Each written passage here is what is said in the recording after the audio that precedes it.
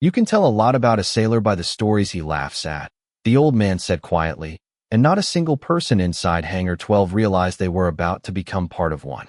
The afternoon sun spilled through the massive hangar doors at Naval Air Station Blackwater, painting long bands of golden light across polished concrete and the gray fuselage of a freshly delivered F/A-18 Super Hornet. Hydraulic carts hummed softly. Forklifts rolled in slow circles. The sharp scent of aviation fuel mixed with warm steel and ocean air drifting in from the nearby runway. Sailors moved with practiced confidence, checking panels, logging inspections, and joking with one another between maintenance tasks. Near the entrance, sitting alone on a weathered wooden bench with a paper cup of black coffee resting beside him, 84-year-old Samuel Whitaker watched everything in complete silence. His faded olive jacket looked older than most of the sailors working around him. His blue jeans had softened with decades of wear, and his hands, marked by time rather than comfort, rested calmly on the top of a worn wooden cane. His pale blue eyes never wandered without purpose. They studied the aircraft with quiet familiarity, as though greeting an old friend instead of admiring an advanced machine worth nearly $70 million. Nobody paid much attention to him until one young sailor overheard a single sentence. "That airplane reminds me of the one that brought every man home." The remark floated through the air just loudly enough for a nearby maintenance crew to hear. Chief Petty Officer Ethan Brooks looked up from his digital inspection tablet, raising one eyebrow before exchanging amused glances with the sailors beside him. Brooks was respected throughout the squadron. At 34, he carried himself with the confidence of someone who believed every answer could be found inside a technical manual or maintenance database. He walked toward the old man with an easy smile that concealed more skepticism than kindness. "That's so?" Brooks asked. "You flew Hornets back in the day?" Samuel slowly lifted his coffee, taking one unhurried sip before answering. "No," Brooks chuckled. "Worked on them." "No." More sailors began drifting closer, curiosity replacing routine. Someone muted the music playing from a portable speaker. Another leaned against a toolbox with folded arms. Samuel looked once more toward the fighter jet. "I simply remember what happened because everyone else was too busy surviving to notice." A ripple of laughter spread through the hangar. One sailor whispered, "Here we go." Another grinned. Every base is one of these old storytellers. Brooks remained polite, but his voice sharpened just enough for everyone to hear. "Sir, with all due respect, that aircraft rolled out years after most people your age stopped working. Sounds like your memory might be mixing a few things together." Samuel nodded gently. "Memory has a way of keeping the important parts." Brooks smiled wider. "Well, maybe you can help settle something." He gestured toward the Super Hornet. "If your story's real, tell us something about that airplane nobody here knows."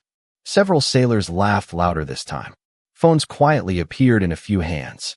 Someone muttered that this would make great entertainment during the afternoon shift. Samuel never looked offended. He simply watched the aircraft in thoughtful silence, his expression unchanged despite every amused face surrounding him. The only sound for several long seconds came from an overhead ventilation fan turning with a slow mechanical rhythm. Brooks folded his arms. "Come on, sir. You started the story." Samuel finally stood, moving carefully but without hesitation. His cane touched the concrete with a soft, measured tap. Every step carried the strange confidence of someone who never felt the need to hurry. He stopped several feet from the aircraft and studied its nose, then the landing gear, then the left intake. His eyes narrowed slightly, not with confusion, but recognition. "She's beautiful," he murmured. "Different paint, better electronics, cleaner engineering. But she's still carrying an old habit." Brooks exchanged another amused look with his crew. "An old habit?" Samuel nodded toward the aircraft without taking another step. "She'll always tell you what's wrong." A mechanic laughed. "That's what diagnostics are for." Samuel smiled faintly. "No, diagnostics tell you what the computers can see." His eyes remained fixed on the fighter. Airplanes usually whisper the truth long before that. The laughter grew louder. Brooks shook his head with theatrical disappointment. "That's a good line. Really good." He looked around at the gathering crowd. Nearly 24 sailors had paused their work entirely. Conversations stopped. Wrenches rested on tool carts. Even a pair of pilots walking across the hangar slowed to watch. Brooks turned back toward Samuel. Tell you what, since everyone seems interested, why don't we test that story? The old veteran looked directly at him for the first time. There was no challenge in his pale blue eyes. No irritation. Only the quiet patience of a man who had already lived through moments that made public embarrassment seem remarkably small. Without saying another word, Samuel glanced once more toward the Super Hornet, and something almost invisible crossed his face. Not fear, not pride, but recognition so deep it seemed to belong to another lifetime entirely. Chief Petty Officer Ethan Brooks took one slow step closer until only a few feet separated him from Samuel Whitaker. The grin on his face remained easy, but there was a competitive edge behind it now, the kind that spread quickly through a maintenance crew whenever someone believed they were about to expose a tall tale. Around them, nearly every conversation inside the hangar had faded away. The distant whine of an auxiliary power unit echoed across the concrete floor, while a seabird cried somewhere beyond the open doors facing the runway. Brooks lifted one hand toward the Super Hornet. "All right, Mr. Whitaker. Since you say airplanes speak before computers do, let us hear what this one is saying." A few sailors chuckled. One of the younger mechanics folded his arms and whispered that the old man would probably point at a random panel and hope for the best. Another quietly started recording with his phone before a fellow sailor nudged his elbow and reminded him to put it away. Samuel never acknowledged either of them. His attention stayed fixed on the aircraft.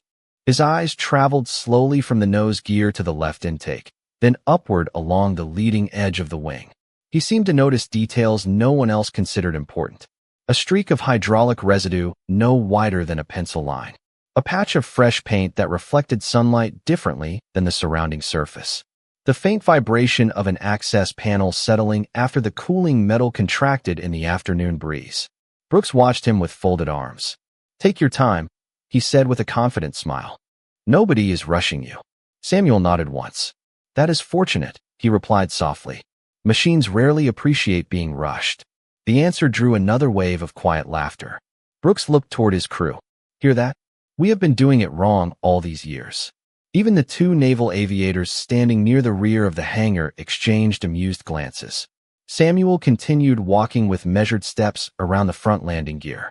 His cane touched the polished concrete with a steady rhythm that somehow matched the slow ticking sound coming from cooling metal beneath the aircraft's skin. He stopped beneath the left side of the nose and looked upward without touching anything. His expression remained calm, almost thoughtful.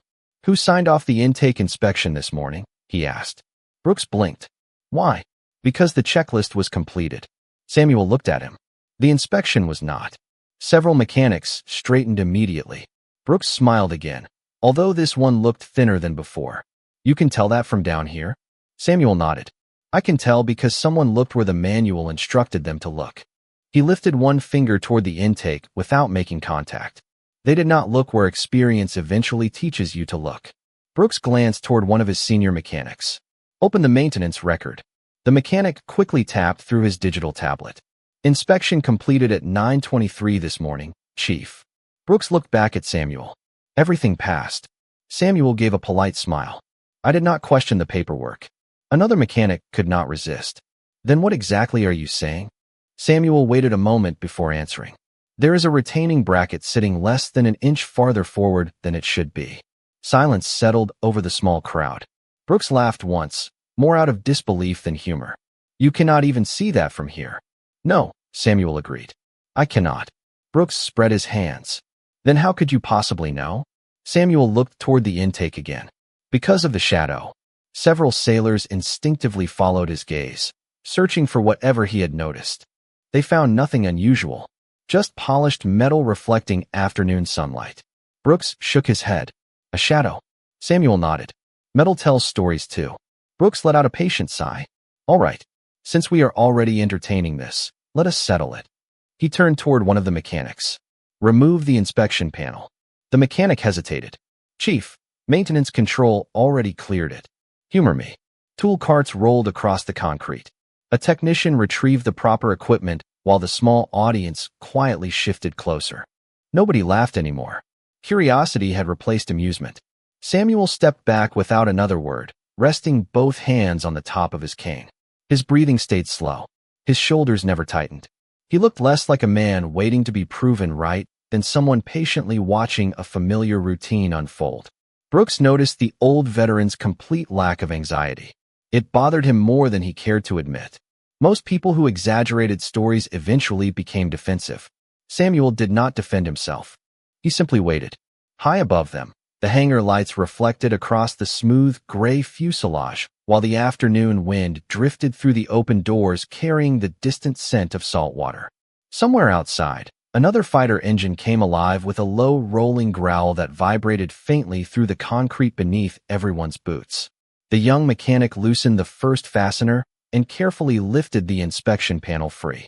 Every pair of eyes turned toward the opening as Brooks stepped forward to look inside, expecting nothing more than another reason to smile. The mechanic carefully lowered the inspection panel onto a padded cart, while every eye remained fixed on the narrow opening inside the aircraft. Chief Petty Officer Ethan Brooks leaned forward first, shining a compact inspection light into the compartment with complete confidence. His smile stayed in place for barely 2 seconds before it slowly disappeared. The retaining bracket sat exactly where Samuel Whitaker had described, shifted just enough to escape a routine visual inspection, yet far enough to create unnecessary stress during repeated flight cycles. It was not an emergency. It was not dangerous, but it was wrong. Brooks blinked once before reaching farther inside with a gloved hand, measuring the position against the mounting reference marks. He looked back toward the senior mechanic without saying a word. The mechanic stepped closer, checked the alignment himself, and quietly exhaled. "It is off," he admitted. "Less than an inch, but it is definitely off." A wave of silence swept across the hangar, replacing the laughter that had filled the room only moments earlier. Several sailors exchanged uncertain looks. One of the younger technicians frowned at the digital maintenance record in his hands, as though expecting the screen to disagree with reality. Samuel remained exactly where he had been standing, both hands resting on the handle of his cane. There was no satisfaction on his face, no smug expression, no trace of triumph. He simply watched the crew absorb what they had discovered. Brooks finally straightened and closed the inspection light. "Lucky guess," he said, although his voice carried noticeably less confidence than before. One sailor immediately nodded in agreement. "Yeah, it could happen." Another mechanic glanced between Brooks and Samuel. "Maybe." The uncertainty in that single word lingered longer than anyone expected. Samuel slowly looked toward the aircraft once again. "Luck usually works once," he said calmly. "Experience tends to repeat itself." Brooks crossed his arms. "All right, then let us try another one." The challenge came faster this time, driven less by amusement and more by determination. He refused to let one correct observation rewrite everything he believed about the old man standing before him. "Tell me something else." Samuel studied the Super Hornet without moving closer. The afternoon sunlight shifted across the polished fuselage as clouds drifted over the air station, changing every reflection across the aircraft's smooth gray skin. Somewhere beyond the hangar, another jet taxied toward the runway, its engines producing a low vibration that gently trembled through the concrete floor. Samuel listened for several seconds before speaking. "The left environmental control system has been cycling more often than usual." Brooks immediately shook his head. "You cannot hear that from here." Samuel smiled faintly. "Not the system itself." He turned his head slightly toward the open doors. The crew chief standing outside adjusted his hearing protection twice while the aircraft was powered earlier today. Brooks looked confused. Samuel continued in the same calm voice. "Most people react to sound without realizing they are doing it. Machines teach you to watch people as carefully as equipment." One of the sailors standing near the maintenance computer suddenly looked up. "Chief."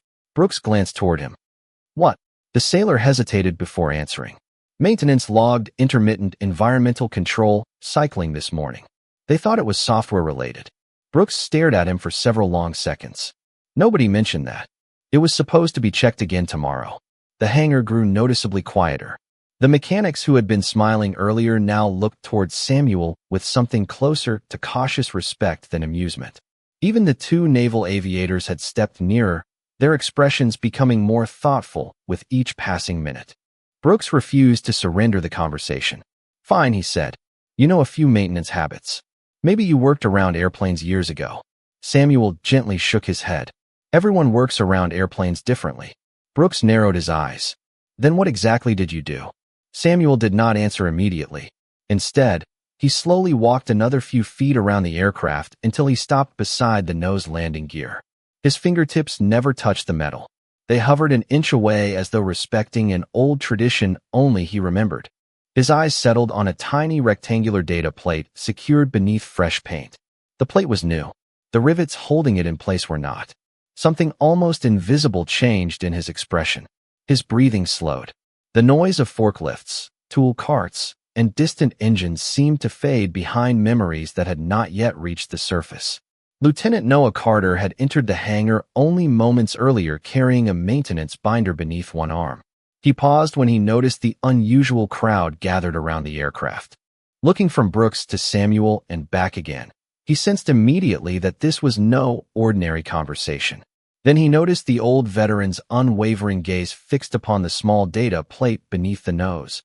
And for reasons he could not explain, a quiet feeling settled in the back of his mind that this story had only just begun.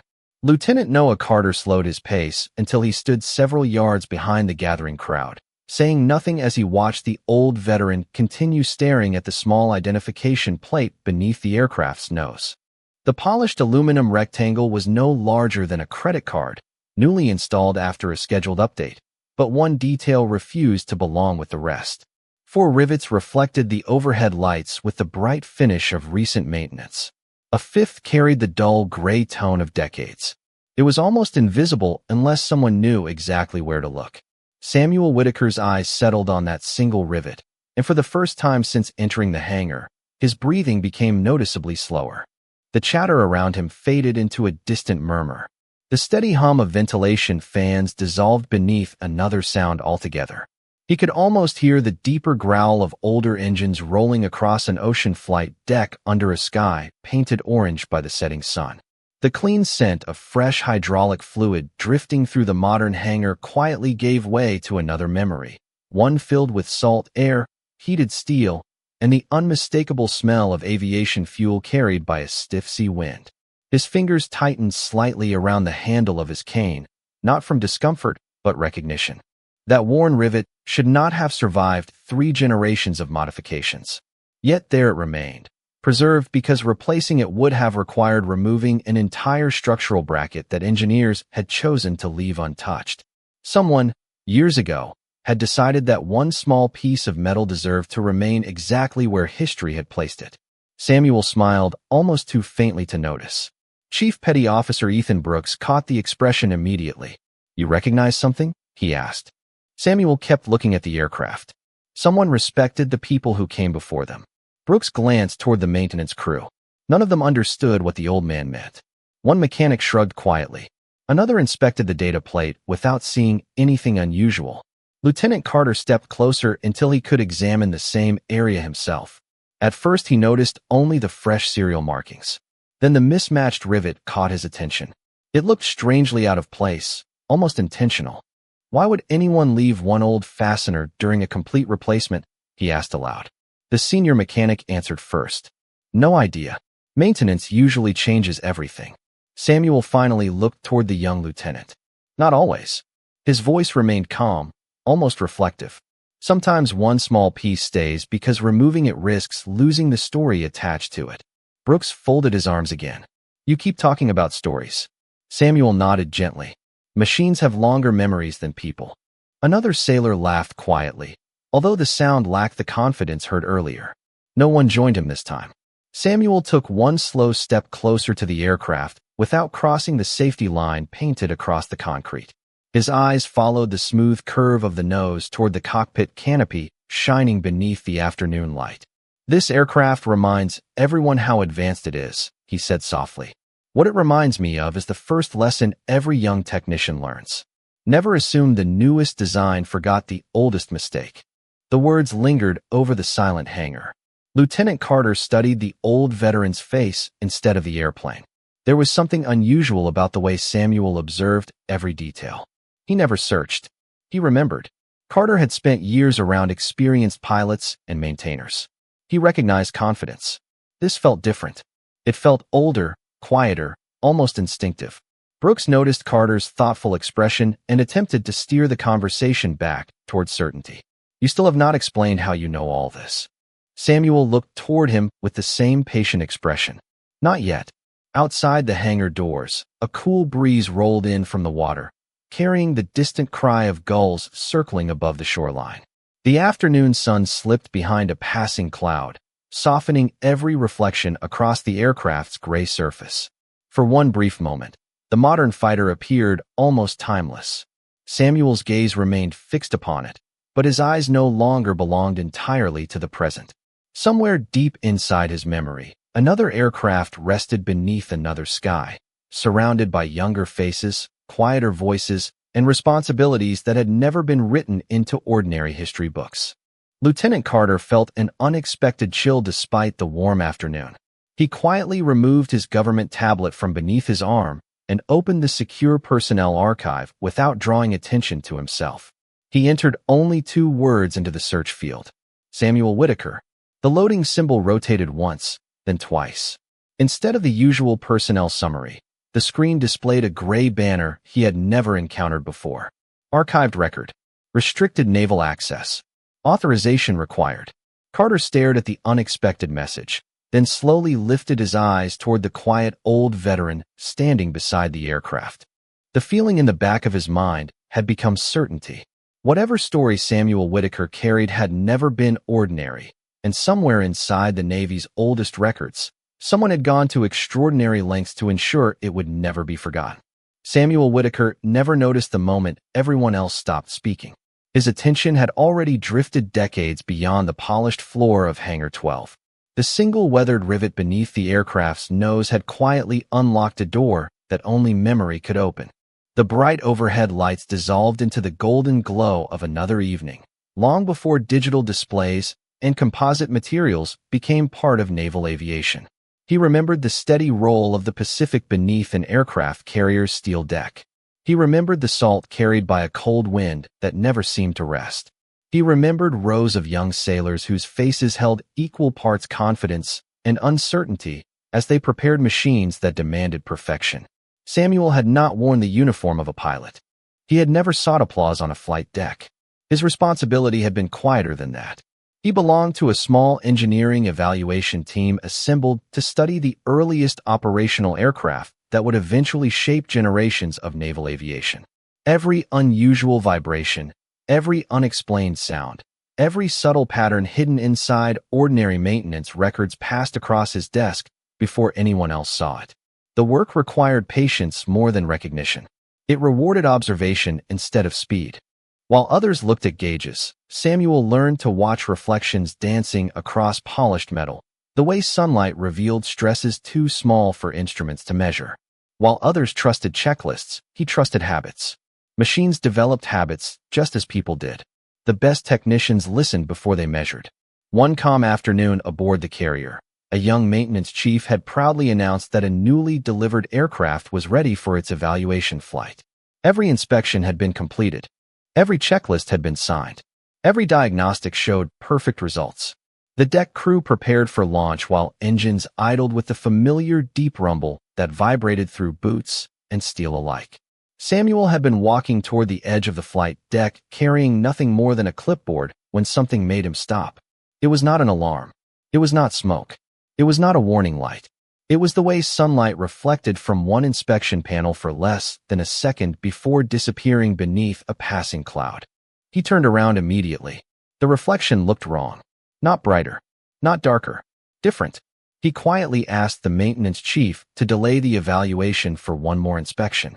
The younger man politely questioned the request. Every reading remained normal.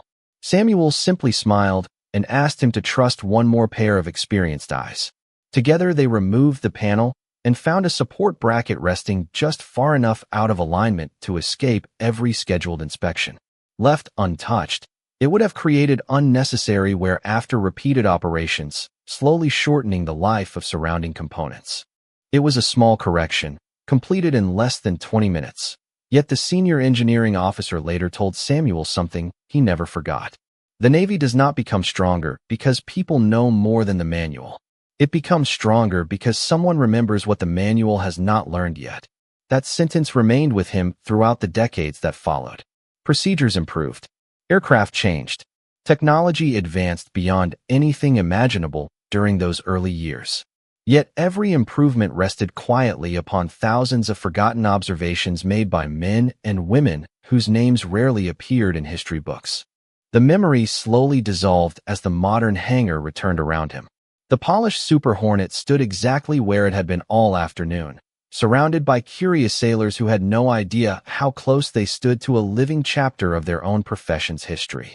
Samuel looked once more at the old rivet beneath the identification plate and smiled with quiet appreciation. Someone, somewhere, had intentionally left it untouched. It was not laziness. It was respect, a silent reminder that progress did not erase the people who built it.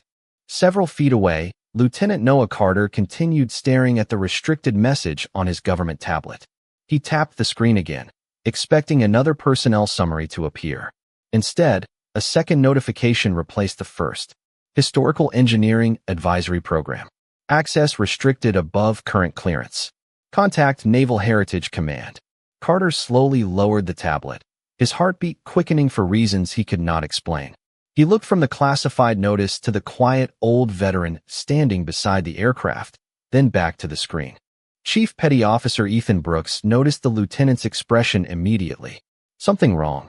Carter hesitated before answering. His voice remained calm, but every word carried growing uncertainty. Chief, I do not think we have been asking the right questions.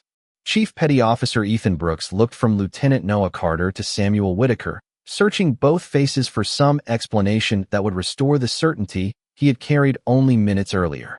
Instead, he found two completely different expressions. Carter looked unsettled. Samuel looked peaceful. The contrast bothered him more than the restricted message itself. What do you mean we have been asking the wrong questions? Brooks asked. Carter glanced at the screen one more time before locking the tablet. His record is not missing. He hesitated carefully. It is protected. Several sailors standing nearby exchanged puzzled looks. One mechanic frowned. Protected by who? Carter slowly shook his head. It does not say. It only tells me my clearance is not high enough. The words landed heavily inside the quiet hangar. Government databases occasionally denied access, but almost always for active intelligence assignments or sensitive operational information. It was almost unheard of for an elderly civilian visitor to trigger that level of restriction. Brooks folded his arms again, though the gesture now felt more defensive than confident. Maybe it is just an administrative error. Carter wanted to believe that explanation, yet something continued to bother him. He reopened the tablet, entered another authorization request, and searched through the Naval Heritage Archive instead of the personnel system. This time a different message appeared almost immediately. Historical Engineering Advisory Program. Legacy Personnel Index. External verification required. Contact Command Authority. Carter stared silently at the display. The wording itself was unusual. Legacy Personnel Index was a phrase he had never encountered during his career. Samuel quietly watched the young lieutenant without interrupting. Some doors stay closed for good reasons, he said.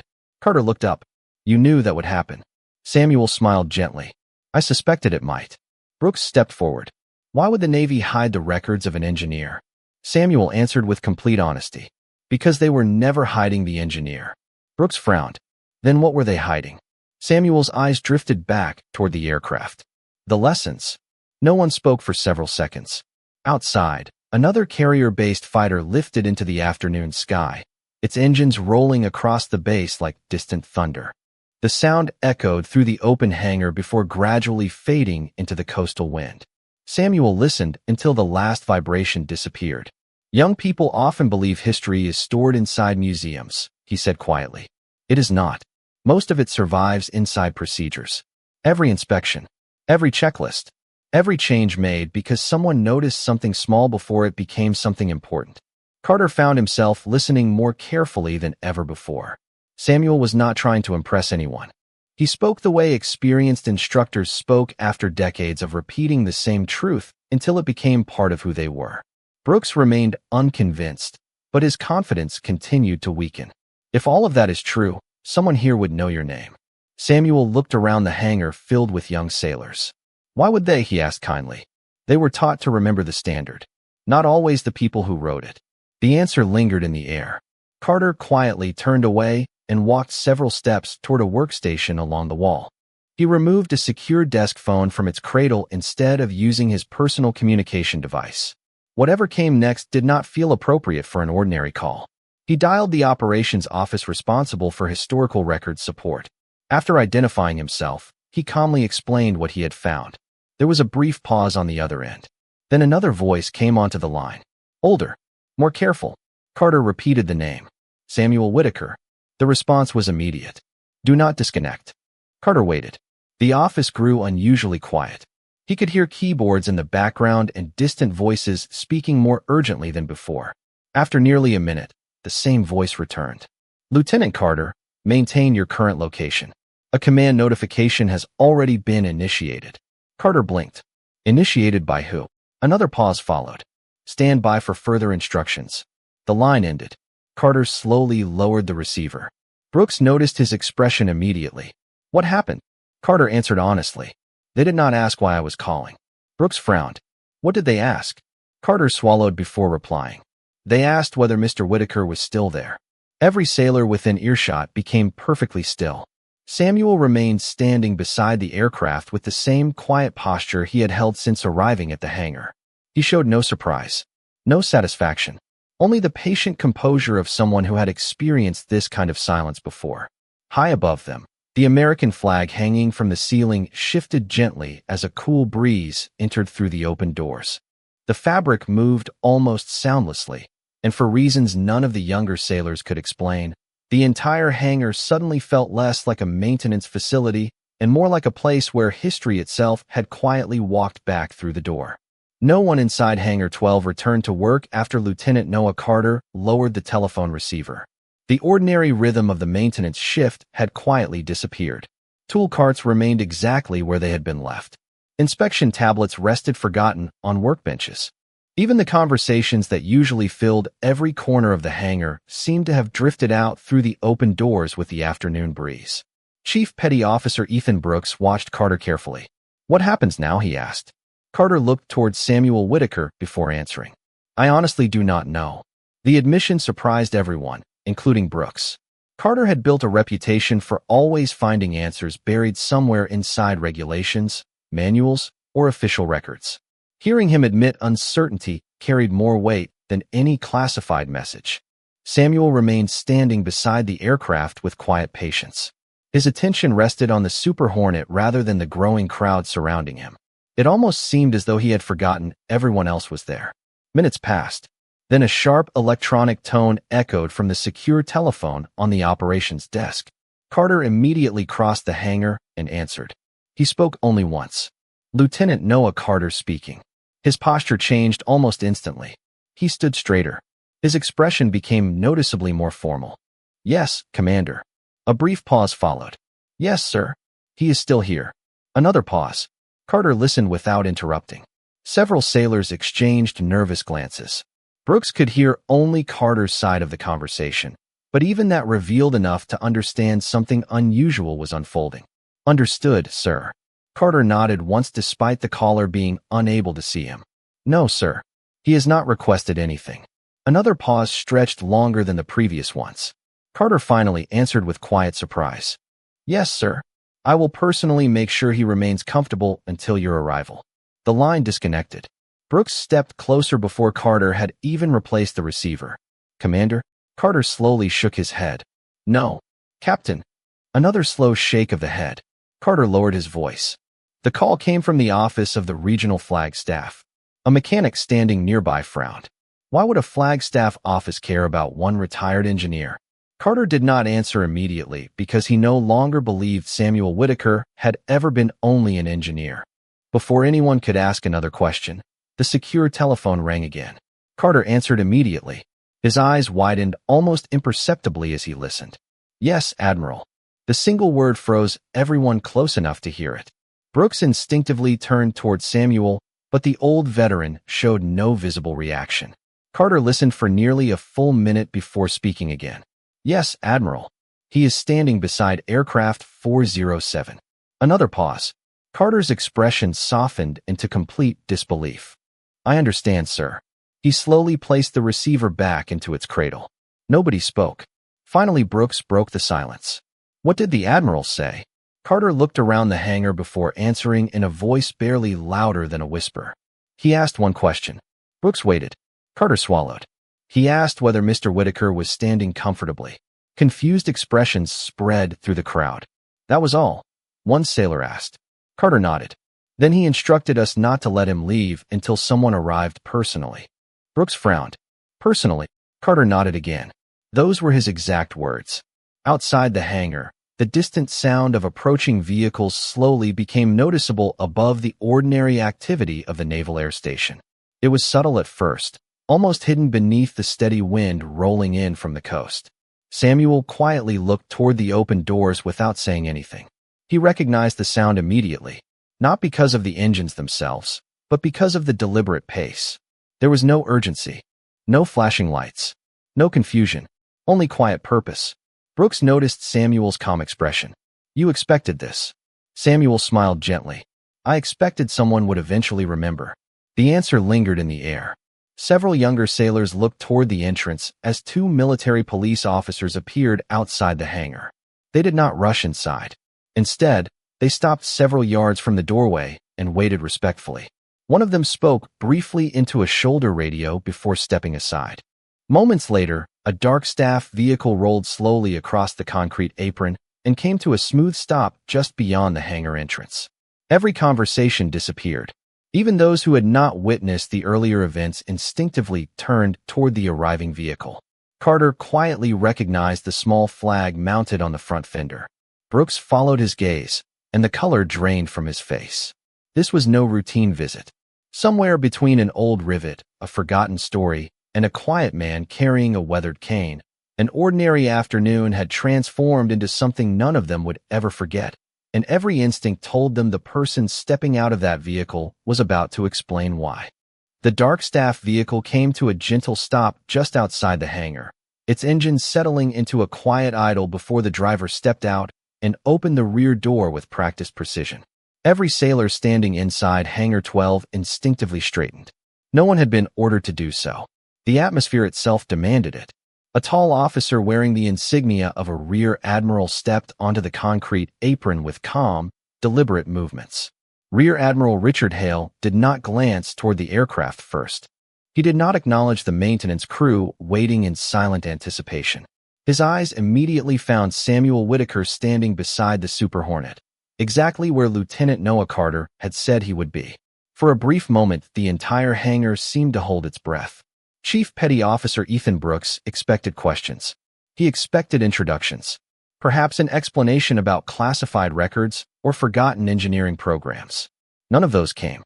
Rear Admiral Hale walked directly across the hangar floor without hesitation. His polished shoes echoed softly against the concrete until he stopped less than 3 feet in front of the elderly veteran. Samuel looked up with the warm expression of someone recognizing an old tradition rather than an old acquaintance. Neither man spoke. Then, with complete precision and absolute respect, Rear Admiral Hale raised his hand in a formal salute. The motion was crisp, unhurried, and unmistakable. Every sailor watching felt the meaning of that silent gesture long before anyone understood it. Samuel did not return the salute immediately. Instead, he smiled gently and nodded once before lifting his own hand with the same quiet dignity earned through a lifetime of service. The exchange lasted only a few seconds, yet it transformed the entire hangar. Brooks felt the confidence he had carried throughout the afternoon disappear completely. Lieutenant Carter lowered his eyes for a moment, suddenly realizing he had been standing in the presence of someone whose influence reached far beyond anything recorded in ordinary personnel files. Rear Admiral Hale lowered his hand and spoke in a calm voice that carried effortlessly through the silent building. "Mr. Whitaker," he said, "I apologize that you were left waiting." Samuel smiled. "No apology is necessary, Admiral. Everyone here was only doing their job." Hale nodded respectfully. "That is exactly why I came myself." He slowly turned toward the assembled sailors and mechanics. His expression remained composed, but every word that followed carried unmistakable weight. Many years ago, before most of us entered the Navy, a small group of engineers quietly changed the way our aircraft were inspected, maintained, and trusted. Their work prevented problems that manuals had not yet learned to describe. Their names rarely appeared in newspapers. Most never asked for recognition. The Admiral looked back toward Samuel. One of those people is standing beside you today. Silence settled even deeper across the hangar. Brooks stared at Samuel, struggling to connect the quiet man carrying a weathered cane with the image now forming inside his mind. Rear Admiral Hale continued. Every maintenance procedure you practice today carries ideas developed by teams that included Mr. Whitaker. Many of the inspection standards you now consider ordinary began as observations written by individuals who believed protecting future sailors mattered more than receiving credit. Samuel lowered his eyes slightly, almost embarrassed by the attention. Hale smiled faintly before continuing. Several years ago, Naval Heritage Command established a protected archive for personnel whose technical contributions permanently influenced fleet readiness. Those records remain restricted because they include developmental work spanning multiple generations of aircraft. Brooks felt his throat tighten. The old man's stories had never been about claiming greatness. They had been about remembering lessons. Rear Admiral Hale turned toward the Super Hornet. This aircraft represents the newest chapter of naval aviation. Yet every chapter rests upon those written before it. He looked back at the gathered sailors. Never assume history is gone simply because it has become routine. The Admiral then faced Samuel once more. Sir, on behalf of every sailor who benefits from the standards you helped create, thank you. Samuel's smile remained modest. I only worked with good people, he answered quietly. None of us built anything alone. The humility of the reply touched everyone standing nearby far more deeply than another speech ever could. Brooks slowly stepped forward, his earlier confidence replaced by sincere respect. He finally understood why no bitterness had ever appeared on Samuel's face. The old veteran had never arrived hoping to prove himself. He had arrived carrying a lifetime of quiet service that required no introduction. The only thing that had changed that afternoon was that everyone else had finally learned how to recognize it. For several long moments after Rear Admiral Richard Hale finished speaking, no one inside Hangar 12 moved. The only sounds came from the distant calls of seabirds beyond the flight line and the gentle hum of ventilation fans turning high above the polished concrete floor. The Super Hornet stood exactly where it had been all afternoon, yet somehow it no longer seemed like the center of attention. Every eye remained fixed on Samuel Whitaker. Chief Petty Officer Ethan Brooks slowly stepped forward until he stood directly in front of the elderly veteran. The confidence that had defined him earlier in the day had quietly given way to humility. He removed his cap, held it respectfully at his side, and met Samuel's eyes. Mr. Whitaker, he said, his voice calm and sincere. I owe you an apology. I thought I was testing a story. I never realized I was standing in front of someone who helped shape the standards I work by every day. Samuel's gentle smile never changed. You were doing exactly what you were trained to do, he replied. Question what you do not understand. There is nothing wrong with that. Brooks shook his head.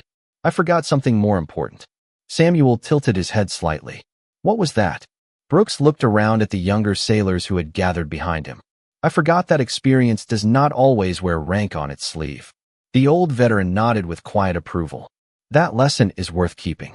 Rear Admiral Hale watched the exchange without interrupting. He understood that moments like these could never be ordered by regulation. They had to be earned naturally.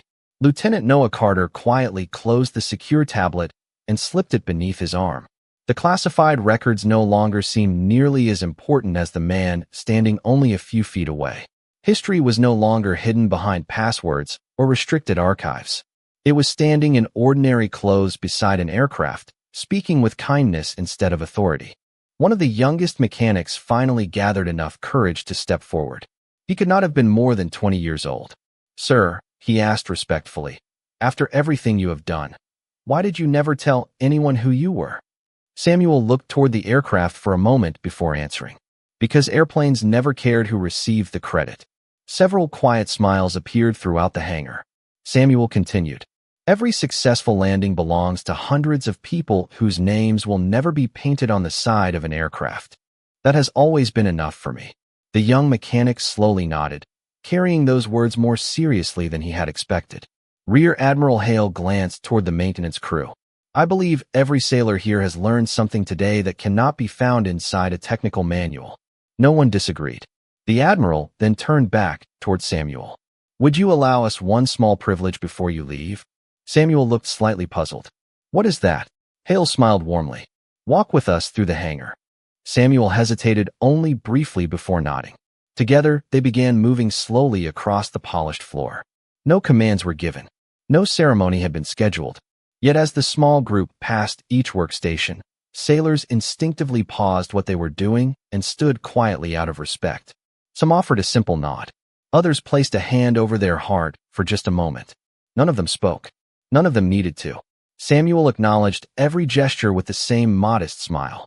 When they reached the open hangar doors, the late afternoon sunlight stretched across the concrete toward the waiting vehicle. Samuel paused one final time and looked back at the Super Hornet resting peacefully beneath the American flag. Take good care of her, he said softly. Brooks answered immediately. We will, sir. Samuel smiled. I know you will. He climbed into the waiting vehicle without another word. As it slowly disappeared across the flight line, the maintenance crew remained standing in thoughtful silence long after it was gone. The afternoon shift eventually resumed, but something had changed forever. Checklists were completed with greater care. Inspections took a little more patience. Younger sailors listened more closely when experienced hands shared quiet advice. Weeks later, a small framed photograph appeared inside the maintenance office. It showed no medals, no speeches, and no formal ceremony. It simply captured an elderly man standing beside a modern naval aircraft with a calm smile on his face. Beneath the photograph, someone had placed a brass plaque with a single sentence that every sailor paused to read before beginning work each morning. Respect is never measured by the volume of a story, but by the quiet legacy it leaves behind. Some salutes last a lifetime.